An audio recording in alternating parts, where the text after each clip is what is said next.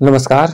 आज हम class 10th का चैप्टर देख रहे हैं लाइफ प्रोसेस, जिसमें आज हम बात करेंगे न्यूट्रिशन इन एनिमल की।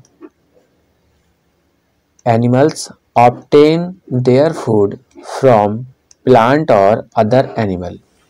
तो देखिए, एनिमल्स जो हैं वो अपना फूड या तो प्लांट से प्राप्त करेंगे या प्लांट प्रोडक्ट से या फिर अदर एनिमल से भी अपना फूड ऑब्टेन करते हैं। ठीक है, आगे अगर हम बात करें, the pitcher plant and the Venus fly trap are two plant which eat insect.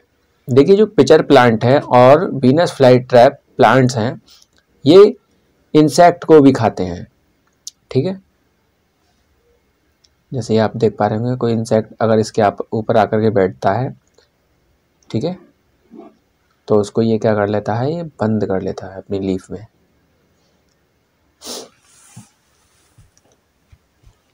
आगे अगर हम बात करें, all the animals can be divided into 3 group on the basis of their food habits.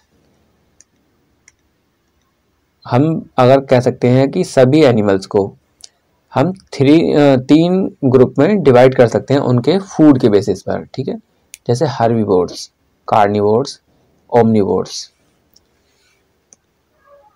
Herbivores की बात करें तो हम ये प्लांट ईटर्स होते हैं ओनली, मतलब प्लांट्स खाने वाले, प्लांट और घास खाने वाले।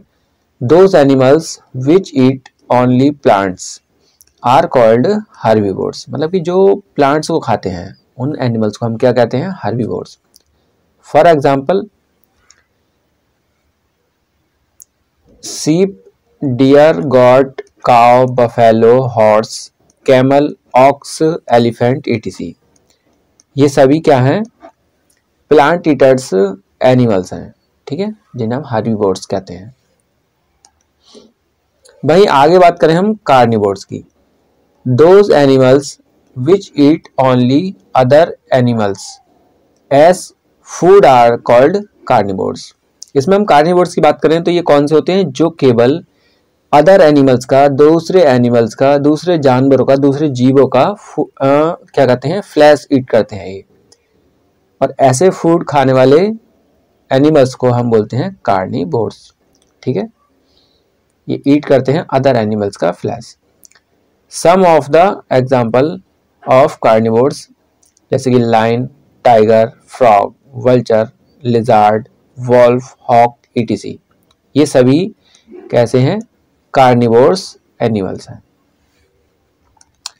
वहीं हम आगे बात करें अगर ओमनिवोर्स की, those animals which eat both plant and animals are called omnivores. अगर हम ओमनिवोर्स की बात करें तो ये प्लांट और एनिमल्स दोनों को खाने वाले एनिमल्स होते हैं। ठीक है, जिन्हें हम ओमनिवोर्स कहते हैं। ये प्लांट को भी ईट करते हैं एंड एनिमल्स को भी। सम एग्जाम्पल ऑफ ओमनिवोर्स, जैसे like man, human being, dog, crow, bear, etc. ये सभी प्लांट्स भी खा लेते हैं और एनिमल्स को भी खा लेते हैं। ठीक है,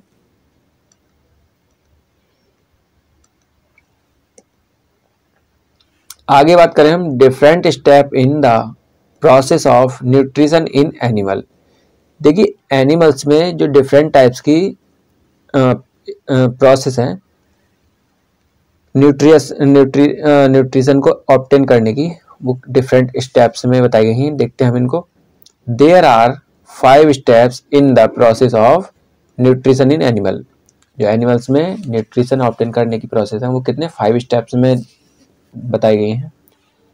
there are ingestion, digestion, absorption, assimilation and इजेशंस।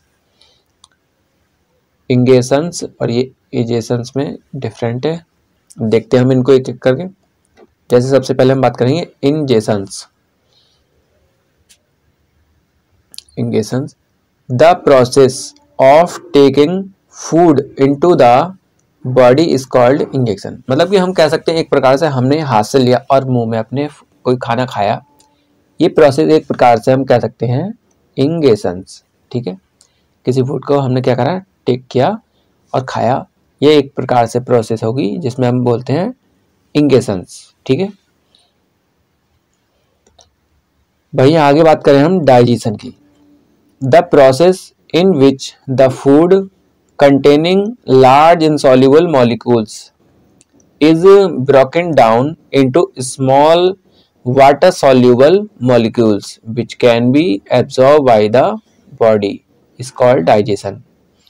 Digestion हम कह सकते हैं कि जैसे कोई भी फूड पार्टिकल्स हैं, ठीक है, ये कैसे होंगे, लार्ज होंगे, जो इनसॉल्यूबल हैं वाटर में, इनसॉल्यूबल मॉलिक्यूल्स हैं जो अभी ये वाटर में डिसॉल्व नहीं हो सकते। ठीक है, तो ये मॉलिक्यूल्स को ब्रेक डाउन किया जाता है, तोड़ा जाता है स्मॉल मॉलिक्यूल्स में। ठीक है, जो क्या हो जाएंगे फिर जब ये टूट जाएंगे छोटे छोटे पीसेस में, तो ये वाटर में सॉल्यूबल हो जाएंगे। ठीक है, ये मॉलिक्यूल्स वाटर में सॉल्यूबल होंगे और फिर हमारी बॉडी के द्वारा एब्जॉर्ब कर लिए जाएंगे। ठीक है, इसी प्रोसेस को हम बोलते हैं डाइजेशन। आगे बात करें हम absorption. The process in which the digested food passes through the intestinal wall into blood stream is called absorption। देखिए, जो फूड डाइजेशन हुआ है उस डाइजेस्ट फूड का एब्जॉर्प्शन किया जाता है स्मॉल इंटेस्टाइन द्वारा। जो बिलाई टाइप की पाई जाती हैं स्मॉल इंटेस्टाइन में, वो क्या करती है, उस फूड का एब्जॉर्प्शन करती हैं और वो फूड एब्जॉर्ब करके ब्लड में उसको डिसॉल्व कर देती हैं। ब्लड में वो क्या होता है, घुल जाती हैं और फिर उसके बाद एवरी सेल तक उस फूड को पास कर दिया जाता है। ठीक है, ये क्या है, blood stream is called absorption. जब इनको ब्लड में घोल दिया जाएगा तो इस प्रोसेस को हम बोलेंगे एब्जॉर्प्शन। एसिमिलेशन। एसिमिलेशन क्या होता है, the process in which the absorption food is taken by body cells and used for energy growth and repair is called assimilation.